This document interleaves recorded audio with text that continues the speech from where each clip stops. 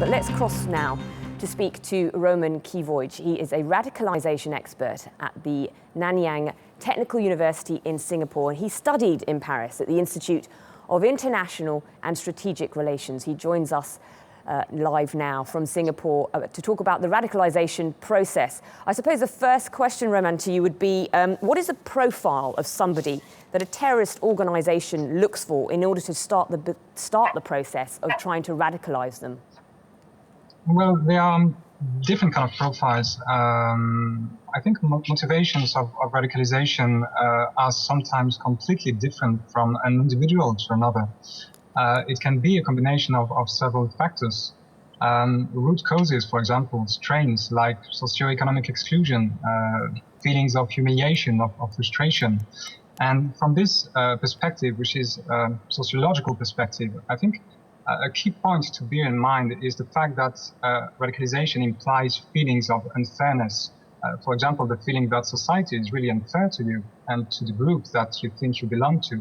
So that's the first explanation. Another important element is the ideology, and this element is controversial because exposure to a radical ideology like Salafi jihadism does not mean that you will become a radical and a terrorist.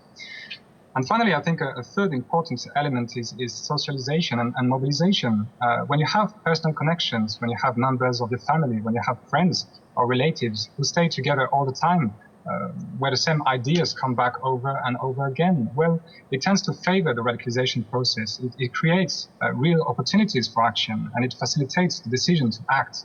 So this element of socialization is crucial, and it can happen within groups of friends, but also on the internet with virtual communities, for example. Well, I'm glad you brought in the internet, because that is one of the big problems, or the sort of the bane of intelligence officers' lives, because you can't police the internet, and this is obviously a massive loophole that's being exploited. It is indeed.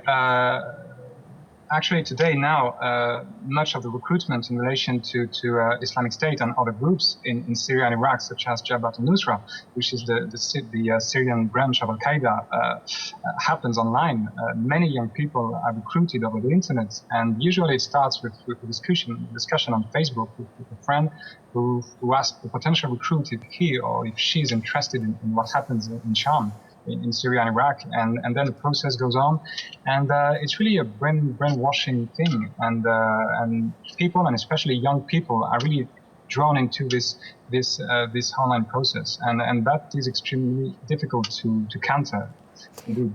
How significant is age? If we look at some of the suspects that were involved in Friday's attack, they were sort of late 20s, early 30s, so they're clearly people who haven't had employment for a long time and were looking perhaps to have more social standing within a group, as they've been ostracised from society. Well, it is a bit early now to say that feelings of discrimination or feelings of exclusion played a role. For example, one of the terrorists, Sami Amimour, was working for the RATP, which is the public transport system in Paris.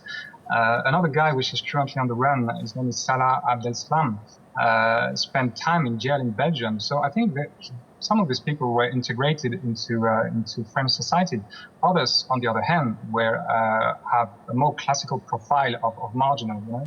But could it be argued that the reason they are integrated into society is to try and disguise who they are? In other words, to look like normal people? Well, it's a theory indeed. It's a theory, and I think it's very difficult to say, because actually, once again, we don't have much information on these people.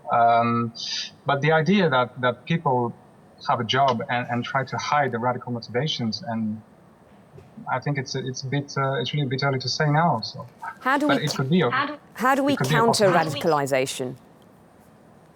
Well, that's a $1 million question. Counter-radicalization is actually it's a mix of different things. It's radicalization prevention, it's de-radicalization as well. So you have different levels of action here. And counter-radicalization, you have different approaches in different countries. For example, in Singapore, you have a religious approach. In Saudi Arabia, you have a mix of acting on the religious side of things, acting on the material side of things, and also acting on the trying to reintegrate these people into society and to make sure that they won't go back to radical ideas, to radical beliefs and convictions. But methods are sometimes very different from one country to another. How powerful is propaganda in affecting the mindset of people who become radicalized?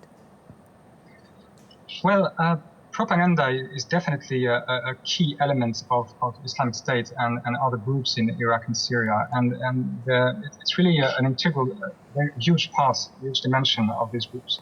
Now, the question to know if propaganda affects the radicalization process is an important question. Personally, I think that's the case. When you watch dozens of videos with terrible things like beheadings and this kind of things, well, I think it clearly has an impact on you. It has an impact on the way you perceive violence. There's a normalization of violence that happens. So propaganda can play a huge role. However, it really depends on the individuals. It's really difficult to say that propaganda plays an identical role from one individual to another. Sometimes it's very different. Okay, Romain Quivooij in Singapore, thank you very much for your insight.